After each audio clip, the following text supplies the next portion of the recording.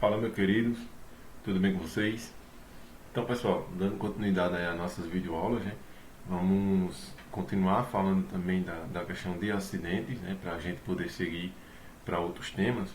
E aí eu já queria iniciar a aula destacando essa frase, né? Que é bem conhecida, uma frase muito repetida por nossos pais, né? Nossos avós, que é a famosa pensando na morte da bezerra.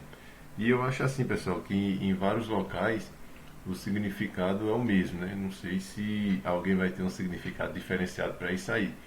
Mas eu tomei a liberdade de pesquisar e fazer um levantamento aqui com relação a essa frase, né? Como surgiu, por que surgiu essa frase? Então, pensando na morte da bezerra, a história mais aceitável para explicar a origem da expressão é proveniente das tradições hebraicas, onde os bezerros eram sacrificados para Deus como forma de redenção de pecados. Conta-se que, certa vez, um rei resolveu sacrificar um bezerro e que seu filho menor, que tinha um grande carinho pelo animal, opôs-se. Independentemente disso, o bezerro foi oferecido aos céus e afirma-se que o garoto passou o resto da vida pensando na morte da bezerra. Assim, estar pensando na morte da bezerra significa estar distante, pensativo, alheio a tudo. Então, pessoal, é justamente isso aí que vocês estavam pensando, né? Pensando na morte da bezerra. Eu acredito que ninguém vai ter uma ligação diferenciada, né, dessa frase. E aí, os acidentes acontecem por causa disso. É quando o cara está aqui, ó, distante, pensativo, alheio a tudo, né? Sonolento. E aí a gente, eita, volta, terra chamando, né? Aqueles ditados populares que são bem conhecidos, mas que servem, pessoal, para chamar a atenção da gente, né? E mostrar a gente que existe alguma coisa ao nosso redor. Né? Não adianta a gente estar ali desligado, porque aquela situação pode ocasionar um acidente. Então, pessoal, muito cuidado com essa questão da gente estar distraído dentro da obra. Até mesmo vocês, né? Não só os operários, mas até mesmo vocês, que serão os futuros técnicos em edificações, serão os futuros responsáveis pelas obras. E aí vocês têm que estar todo o tempo ligados, vocês têm que estar todo o tempo atenado a tudo que está acontecendo. Né? Fazer aquela avaliação de cenário, né? A verdade é essa, fazer uma avaliação de cenário bem feita, bem aplicada, fazer uma análise de risco bem feita, uma análise de risco completa, fazer um levantamento ali, dar uma geral aqui, ó, 360. Olha, quando a gente dá essa virada, olha o que tem atrás da gente também, porque quando a gente faz isso, aí sim a gente consegue ter uma visão ampla do negócio, a gente consegue ter um olhar mais criterioso. Né? Então, pessoal, tenham pensamentos negativos. Não adianta dizer, pensamentos negativos atrai coisa ruim, nem sempre. Né? Eu costumo dizer que um bom prevencionista, ele tem um olhar criterioso, ele tem um pensamento negativo de certa forma. E aí a gente sempre tem que estar imaginando, se isso acontecer, o que é que eu vou fazer. Né? A gente sempre tem que estar imaginando dessa forma para evitar maiores complicações.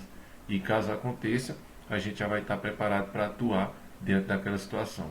Análise preliminar de risco.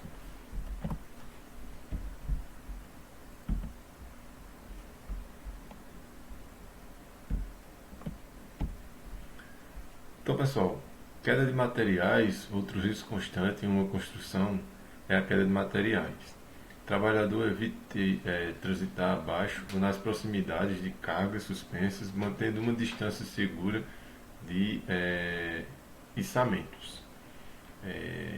Eu sei que a gente procura facilidade, né, dentro da obra. A gente vai procurar o caminho mais perto, a gente vai procurar o atalho, a gente quer finalizar aquela tarefa, aquela demanda, eu quero chegar logo em um determinado ponto, e aí a gente vai procurar a forma mais fácil disso acontecer. Mas nem sempre a forma mais fácil, pessoal, é a forma mais segura. A gente tem que tomar cuidado. Lembro que no slide anterior eu acabei de falar da análise preliminar de risco. A gente tem que fazer uma avaliação de cenário e ver o que tem ao nosso redor. Se a gente está fazendo alguma atividade né, içando algum material ou algum equipamento, a gente tem que sinalizar aquele local e evitar que pessoas transitem naquela parte que está sinalizada. A sinalização ela quer indicar que é proibido, que tem algum risco, algum perigo diante daquilo ali. O ideal, pessoal, não é sinalizar somente o local onde está ocorrendo a atividade. O ideal é a gente sinalizar o local e o entorno, né, para que pessoas que estejam ao redor e não estejam diretamente envolvidas, porque se está na obra ela vai estar envolvida indiretamente, pessoas que não estejam diretamente envolvidas não venham a sofrer nenhum acidente, nenhuma sequela diante do ocorrido, né, do princípio de incidente, alguma coisa do tipo. Então, pessoal, muito cuidado com isso daí também, tá? Façam um olhar criterioso, né? Façam um posicionamento na obra correta. Sinalização é tudo. Sinalização, ela evita bastante acidente, porém a sinalização, ela por si só não evita, né? É preciso que exista um respeito, é preciso que o pessoal se ponha diante daquela sinalização e entenda que o sentido dela é de mostrar que diante de onde ela está colocada ocorre um perigo ali, né? Tem um risco iminente naquela região. Quando cair uma ferramenta ou um material seu, o único amigo será o capacete. Desculpa, pessoal. Quando cair uma ferramenta ou um material, seu único amigo será o capacete. Existem vários e vários estudos que comprovam a eficácia de um capacete, né? Contra diversos materiais, pessoas que... depoimentos, né? Existem depoimentos também na internet de pessoas que, por estarem usando o capacete, não tiveram sequelas mais graves, né, de acidentes com queda de equipamentos, queda de materiais, né, e aí o material terminou atingindo a cabeça da pessoa que estava embaixo e ela não teve piores sequelas graças ao capacete, né. Tem vários e vários relatos. Se vocês abrirem agora aí no YouTube e botar relatos de pessoas que sofreram acidente de obra, mas escaparam pelo fato de estar usando capacete, vocês vão ver aí a porrada de vídeo que vai aparecer. E esses depoimentos eles só vêm a reforçar, né, tudo que a prevenção já nos mostra, né, a importância da gente estar usando o capacete dentro da obra, independente da cor, né, o capacete ele tendo o CA, que é o certificado de aprovação. Eu acho que vocês lembram, a gente já comentou nas aulas anteriores com relação a isso. Ele tendo aquele CA, ele foi produzido da forma correta e sim terá capacidade de nos proteger diante daquele acidente, né, daquele objeto que venha a cair ou sofrer algum impacto sobre o capacete, tá bom? Então, pessoal, é aquela tiradinha de capacete que a gente dá, né? Tira o capacete, enxuga o suor e aí às vezes a gente esquece de botar o capacete de volta. Perigoso. No dia a dia também, no decorrer da nossa atividade, a gente às vezes está na sala, sai rapidamente da sala e esquece de botar o capacete, né? Nesse período que a gente está vivendo agora de pandemia, isso acontece, né? Eu trabalho em uma empresa em que eu fico numa sala sozinho e aí às vezes eu estou lá na sala sem a máscara, às vezes eu preciso sair para resolver alguma coisa, pegar uma impressão, tomar uma água, ir no banheiro, às vezes eu só sem a máscara. E no corredor, quando eu vejo alguém utilizando, já me lembro e retorno rapidamente para pegar minha máscara. Então, isso tem, às vezes não é nem porque o cara não quer, né? Às vezes não é nem porque o cara saiu sem o capacete porque não quis, mas porque ele pode sim passar despercebido.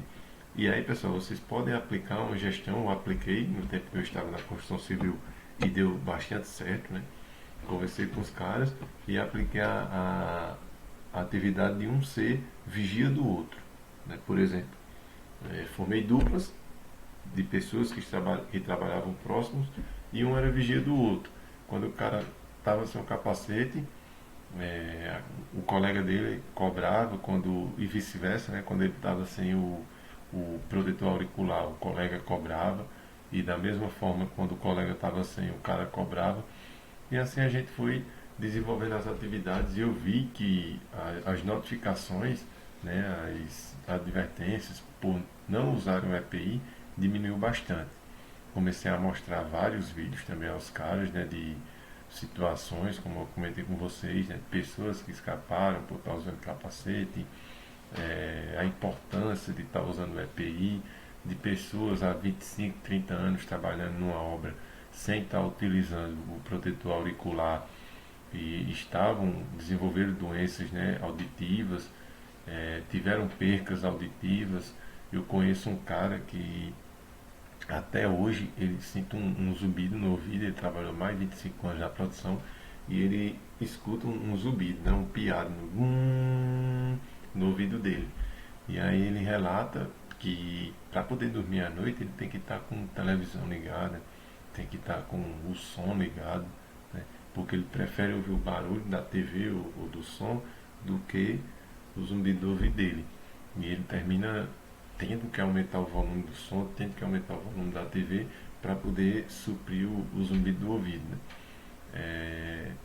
Ele já saiu do Brasil, já foi para São Paulo, já viajou bastante aí tentando fazer tratamento para eliminar essa situação, mas até o momento não conseguiu.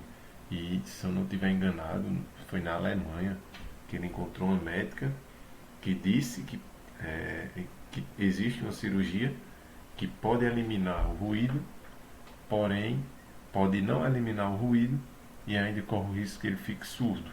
Né? E ele vai fazer a cirurgia. Ele disse que prefere ficar surdo, né? Mas tentar eliminar o ruído do que conviver com esse ruído pro resto da vida dele. E aí, pessoal, eu não estou querendo chocar ninguém, tá? Só estou contando um relato de algo que realmente aconteceu. Isso é um colega meu que passa por essa situação. E ele me disse uma vez também que já tinha pensado até em se matar.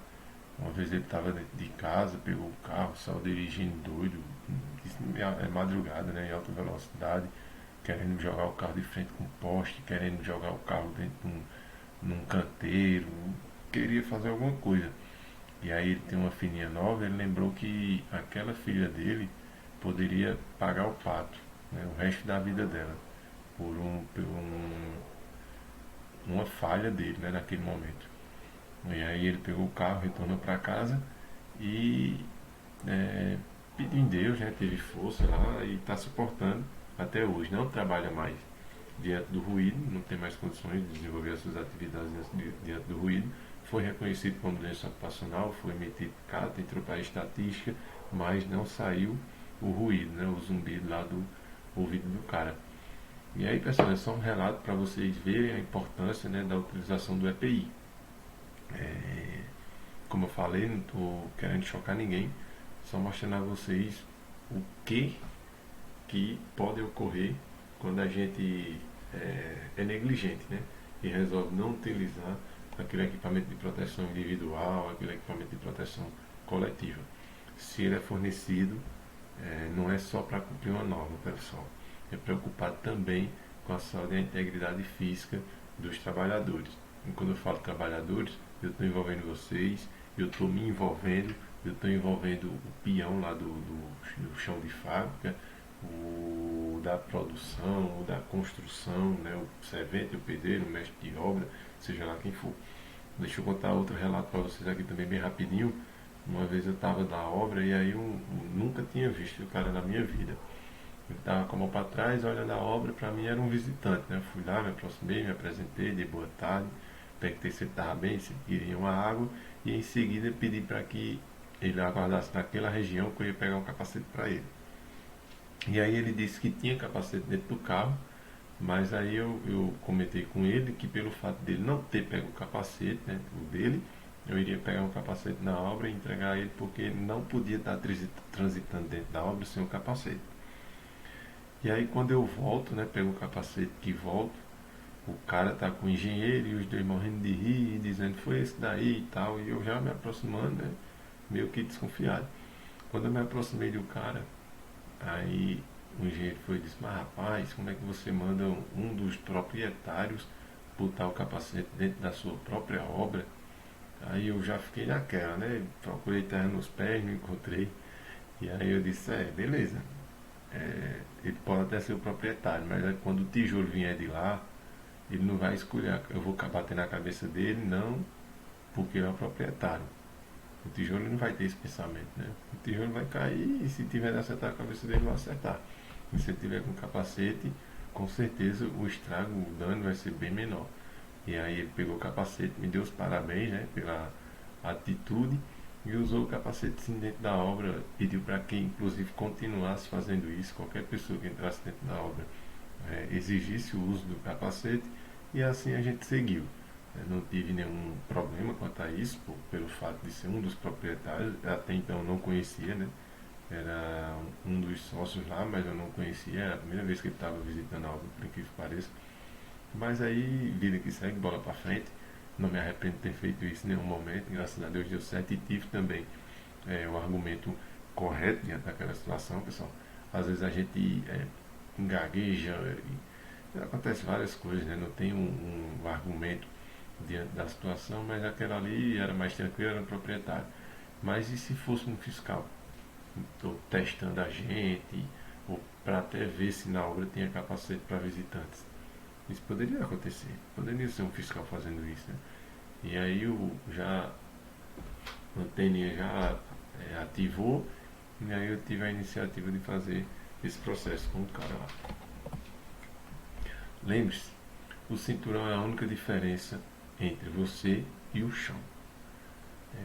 Pessoal, essa questão do cinturão, ele realmente é a única diferença entre você e o chão. Mas antes disso, eu queria conversar um pouco com vocês sobre a importância do trabalho em altura. O trabalho em altura, ele é muito importante dentro de uma obra, sabemos disso, né? Eu acho que cerca de 80% até 70% da construção civil é resolvida em trabalho em altura. O eletricista ele vai desenvolver trabalho em altura, o gesseiro vai desenvolver trabalho em altura, o servente vai desenvolver trabalho em altura, o pedreiro vai desenvolver trabalho em altura, o encanador vai desenvolver, o pedreiro de acabamento vai desenvolver trabalho em altura. Então, praticamente todas as funções vão desenvolver trabalhos em alturas, né?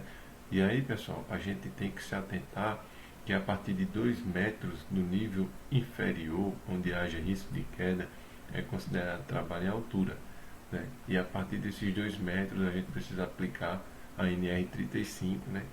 É uma norma voltada totalmente para a questão de segurança em trabalho em altura e complicações vão aparecer, como por exemplo equipamentos danificados, resistência por parte dos profissionais, o tempo não pode ser que não ajude para que aquela atividade seja desenvolvida naquele dia. Então coisas desse tipo vão aparecer, vão surgir. E aí a gente tem que saber lidar com a situação, a gente tem que saber como conduzir a situação para não ter maiores complicações diante delas, né? Para a gente não ter funcionários prejudicados para o resto da vida. Eu sempre digo que trabalho em altura a gente só erra uma vez, e nessa vez que a gente erra, a gente vai ficar ou lesionado ou vir a óbito, né? Dificilmente a pessoa sofre um acidente, né, relacionado a trabalho em altura e não sente nada. Ou passa um tempo e diz, eu não estou sentindo nada. Então, se o clima esfriar, ele pode sentir uma dor em algum local, né, na bacia, como nós conhecemos, no fêmur, em alguma região do corpo dele vai vir a sentir alguma dor. Tá? Então, pessoal, para a gente iniciar essa parte de trabalho em altura, eu queria que depois, se possível, vocês também dessem uma olhada na NR35. Eu vou tratar aqui com vocês, mas aí depois vocês podem até dar uma olhada mais a fundo, né, na NR35. Vai lá no site do Ministério da Economia, dá uma pesquisada com relação a isso, que vocês vão ver muita coisa lá, como por exemplo os anexos, onde vão falar de pontos de ancoragem, né, como que deve ser feita as ancoragens horizontal, ancoragens verticais, e aí vocês vão ter um conhecimento maior com relação às NRs. Se quiserem fazer algum curso de NR35 também não tem problema, o curso tem carga horária de 8 horas, e aí vocês vão ter não estarão preparados para fazer rapel, mas vão ter um bom conhecimento de como desenvolver uma atividade, um trabalho em altura. Então eu vou finalizar essa aula por aqui, né? E na próxima a gente vai dar continuidade conversando um pouco também com relação a este assunto. Tchau, pessoal!